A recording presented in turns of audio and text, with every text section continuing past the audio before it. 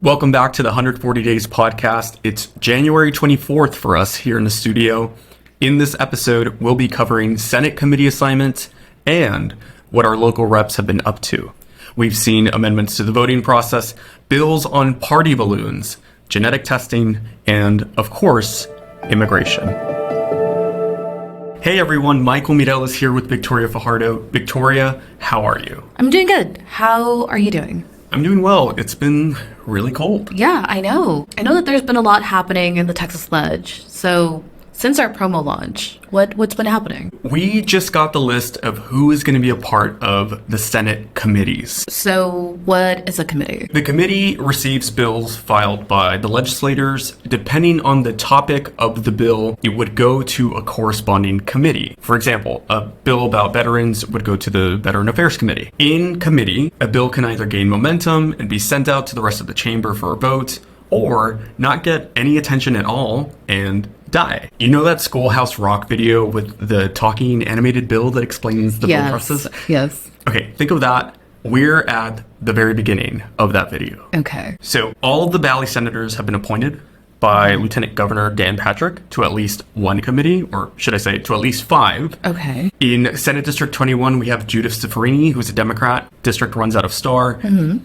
They're in the Business and Commerce Committee. They're also in the Natural Resources Committee, of which they've been selected as vice chair. Oh.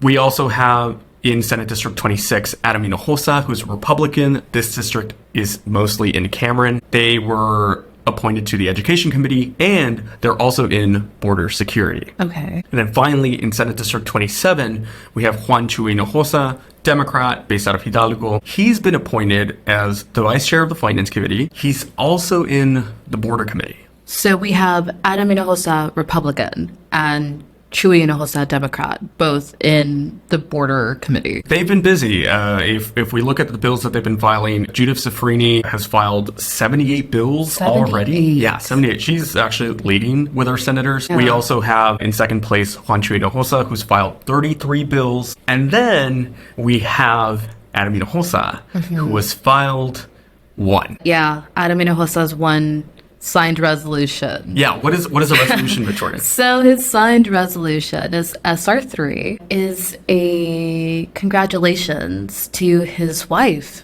for her 44th birthday. Her 44th birthday. Yeah. That's sweet. It's sweet. He wants the Senate to sign the birthday card for him, but it's the only thing he's filed. Gotcha. Okay. Yeah. Interesting start to our freshman senator. Yeah. So what about the committees on the Texas House side? We actually got some news last night about the Texas House committees. So those haven't been established yet, but a draft of the rules was filed a night before, yesterday, 5 a.m. Oh. And the House members met at around 3 o'clock to vote on the new procedures. Okay. So basically, there's rules that determine the protocols for the Texas House, the processes that it's going to go through to get bills passed. Right. There was one amendment in particular that stirred some drama. While committee appointments aren't going to happen for another couple of weeks, those are appointed by the Speaker of the House, Dustin Burrows, a rule was introduced that would prevent people from the minority party, in this case, Democrats, from holding chair positions in any committee. So they are not leading any committees. Democrats will not be leading the chairs for any committees this session. The last time there was not a minority party chair in either House nor Senate was 1969. Oh my God. So this is, it's big. Yeah. Democrats lost power here. Right. But not entirely. The new rules also guarantee that the minority party will be the vice chairs for every committee. So while not the head honcho, there's still some strings that Democrats can pull in the House to get bills momentum. So what can the vice chair do? In the House, there's a couple of things that they can do. They can designate invited witnesses to testify in committee hearings. They can also help prioritize measures that the committee is going to consider. Long story short, bad news for Democrats in the House, but not horrible. Big silver lining here is that they're going to be the vice chairs of every committee. Not a total loss for Democrats then. We'll just have to see how things play out. Yep. That's all the committee drama. Victoria, what's been filed so far? Let's start in the Senate. So our reps have been busy. They've been filing a lot. Some of these bills are not life-altering. There was a bill about penalizing folks who release balloons into the air. Rep. Terry Canales, looking at you. That's a bill. That is a bill. So in the language, it says A person commits an offense if the person intentionally releases or causes to be released a balloon inflated with lighter than air gas outside a roof structure. I kind of like that bill. Yeah, it's not a bad bill. There's also bills about library construction grants. Bills that you would expect. There are some, however, that are more interesting. Tell me. We have Senate District 21. Judith Zaffarini, a Democrat out of Starr County. They have filed SB 52, which allows students to miss a certain number of days to seek or receive mental or behavioral health treatment. From school. Yeah, from school. There's also SB 45, which is an expansion on Medicaid for anyone who applies for the assistance and if there's available funds for them. There's also been a couple reps that have filed similar bills. There's also SB 68, which allows someone who is not 18 years of age, but will be by the next general election, to register to vote for the primaries of that general election. Okay. Yeah, so this is only for that primary and not any other elections. So if I'm 17, come primary election, I can vote in the primary. Right. And then when I'm 18, I can vote in the general. Right, correct. Interesting bill. Yeah, a really good bill. We also have Senate District 27, Juan Chuy Hinojosa, a Democrat out of Hidalgo County. They have filed SB 443, which cracks down on the use of single-family homes as rental properties by corporations. What does that mean? So this bill essentially limits the number to 10 single-family homes at a time if they're being used as rental properties. By a corporation. Right, by a corporation. Gotcha. They also have another bill, SB 447. The language is a little bit funny. It allows a certain city to change its local elections to the November general election. And I'm going to read a direct quote, and I want you to guess what city they are talking about. Okay, I'm ready. So the bill is specific to a, quote, municipality on the Texas-Mexico border with a population of more than 85,000 that hosts the annual Texas Citrus Fiesta. That's Mission. That is Mission. Yeah, I'm not crazy. That's Yeah. Mission hosts the Texas Citrus Fiesta. As far as I'm concerned, as far as I know, yeah, that's the only city that hosts the Texas Citrus Fiesta. Okay, cool. That's it for the Senate side. On the House side, we have House District 37, Janie Lopez, a Republican out of Cameron County. Their bill is a bit alarming. HB 1123 would require students to play sports based on their biological sex as listed on their birth certificate.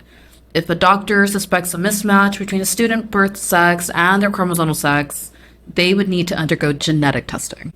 Wait, so it's up to a physician whether or not someone would be referred to get genetic testing. Correct. If a physician conducting a physical exam suspects that a student's chromosomal sex doesn't align with their assigned sex at birth, then they refer them to get genetic testing. That's scary. Yeah, it is scary. We also have House District 38, Aaron Gomez, a Democrat out of Bronzeville. Their bill, HB 1121, protects people from AI-generated intimate images shared without consent. Okay. So with the concerns for AI and what that means, this law updates to include computer-weighted images and holds creators and technology companies accountable if they don't prevent these images from being created or taken down. It also adds criminal penalties for sharing or making these images with harmful intent. So, fighting AI. Right. Cool. And then we also have Ryan Guillen, Ryan Guillen. House District 31, Ryan Guillen, a Republican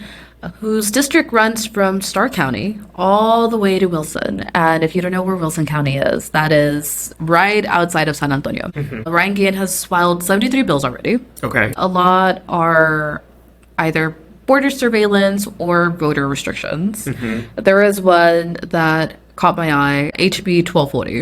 What is that? So HB 1240 redefines the Texas-Mexico border region. There's a definition for the Texas-Mexico border region. Yes, there's already counties that are considered the Texas-Mexico border region. This bill adds 10 counties. It adds Bees, Karnes, Loving, Mason, McLough, Menard, Reagan, Uptown, Ward, and Wilson County. So under this bill, the border region as we know it, it's bigger. Yeah, they're expanding it. Okay. This bill also includes a definition for border crime. Uh-huh. And to give you an example of this, if my friend Ryan Guillen gambles, plays an illegal poker game in Wilson County, which is in his district, and he gets caught, he has now committed a border crime. A poker game in Wellesley County is a border crime. Right. So when Abbott and his people are talking about a surge in border crime, They're talking about a illegal poker game in Wilson County. gotcha. Yeah.